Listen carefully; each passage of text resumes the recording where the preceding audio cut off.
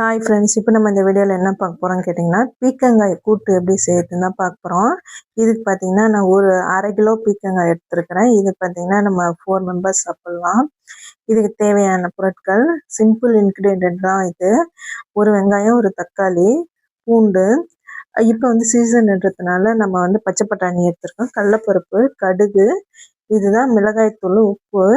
இதுதான் வந்து ரொம்ப சிம்பிளாக ஈஸியாக செஞ்சிடலாம். எல்லாத்தையும் நல்லா நம்ம பொடிசாக நல்லா கட் பண்ணி எடுத்துக்கலாம்.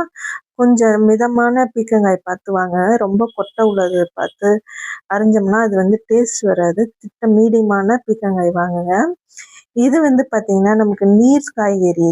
இந்த பீர்க்கங்காய் பார்த்திங்கன்னா நமக்கு வந்து உடல் சூட்டை குறைக்கிறது, அது மட்டும் இல்லாமல் கண் பிரச்சனைகளை வந்து தீர்க்குது. இதில் வந்து கலோரிகள் வந்து கம்மியாக இருக்குது.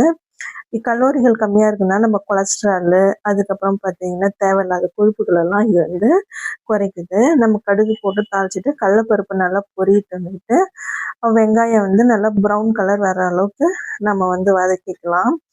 இது பார்த்திங்கன்னா நமக்கு பசியை வந்து கட்டுப்படுத்தினால உடல் எடையை வந்து நமக்கு வந்து குறைக்குது. இது இல்லாமல் பார்த்தீங்கன்னா நமக்கு வந்து பளபளப்பான தோற்றத்தையும் நமக்கு வந்து கொடுக்குது. இந்த முகத்தில் வரக்கூடிய கரும்புள்ளிகள், அதுக்கப்புறம் வந்து தேவையில்லாத இந்த தழும்புகள்லாம் வரக்கூடியது இது வந்து பார்த்திங்கன்னா நமக்கு வந்து இது கிளியர் பண்ணுது. நல்லா புரிஞ்சு வந்துச்சு. இப்போ பார்த்தீங்கன்னா நம்ம பச்சை பட்டாணி ஆட் பண்ணிக்கலாம். இந்த பச்சை பட்டாணி பார்த்திங்கன்னா நமக்கு சீசனபிள், அதனால் நம்ம இதை வந்து சேர்த்துக்கணும். இது வந்து ஆப்ஷனல் தான். இது என்கிட்ட இருந்தது, அதனால் நான் சேர்த்துக்கிட்டேன். இந்த பச்சை பட்டாணி பார்த்திங்கன்னா உடம்புக்கு ரொம்ப நல்லது. கிடைக்கும் போதே நம்ம வந்து இதெல்லாம் யூஸ் பண்ணிக்கலாம்.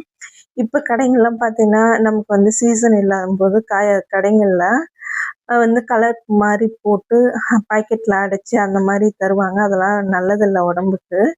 இந்த மாதிரி கிடைக்கும்போது பார்த்திங்கன்னா நம்ம வந்து யூஸ் பண்ணிக்கலாம். இது பார்த்திங்கன்னா நல்லா வந்து வதக்கி எடுத்தாச்சு. இது பார்த்திங்கன்னா நீர் காய்கறிகள்ன்றதுனால இது வந்து தண்ணி விடும். நம்ம வந்து கொஞ்சமாக அடிஷ்னலாக ஆட் பண்ணிக்கலாம். ஏற்கனவே தண்ணி விடுறதுனால நமக்கு வந்து லைட்டாக ஆட் பண்ணிக்கலாம். ஆஃப் டம்ளர் மட்டும் ஆட் பண்ணிக்கலாம். இதுக்கு வந்து சிம்மில் வச்சுட்டு நம்ம வந்து மிளகாய் தூளையும் உப்பையும் மட்டும் ஆட் பண்ணிக்கலாம். இது பார்த்திங்கன்னா சப்பாத்தி, அதுக்கப்புறம் வந்து தோசை, இட்லி, சாதம் எல்லாத்துக்குமே நம்ம வந்து இதை சாப்பிட்லாம். இந்த வீடியோ பிடிச்சிருந்தா லைக் பண்ணுங்கள், ஷேர் பண்ணுங்கள், கமெண்ட் பண்ணுங்கள், சப்ஸ்கிரைப் பண்ணுங்கள். நல்லா பார்த்திங்கன்னா நமக்கு வந்து தண்ணி விட ஆரம்பிச்சிச்சு.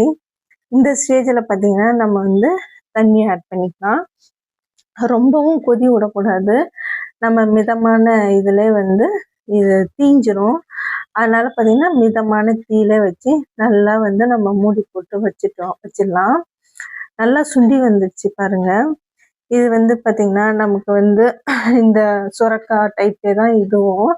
சுரக்காய் நீர் காய்கறிகள், சுரக்காய், புடலங்காய், பீர்க்கங்காய், இது எல்லாமே வந்து ஒரே கேட்டகரியில் தான் வருது.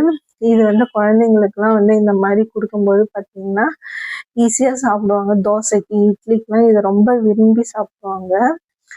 நல்லா சுண்டி வந்துடுச்சு பாருங்கள். நம்ம தண்ணி ஊற்றுனதுலேருந்து நல்லாவே சுண்டி வந்துடுச்சு.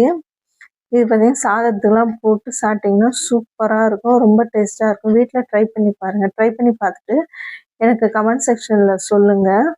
பாருங்கள், சாதத்துக்கு நல்லா வந்து வெந்து வந்துடுச்சு. Okay, bye friends.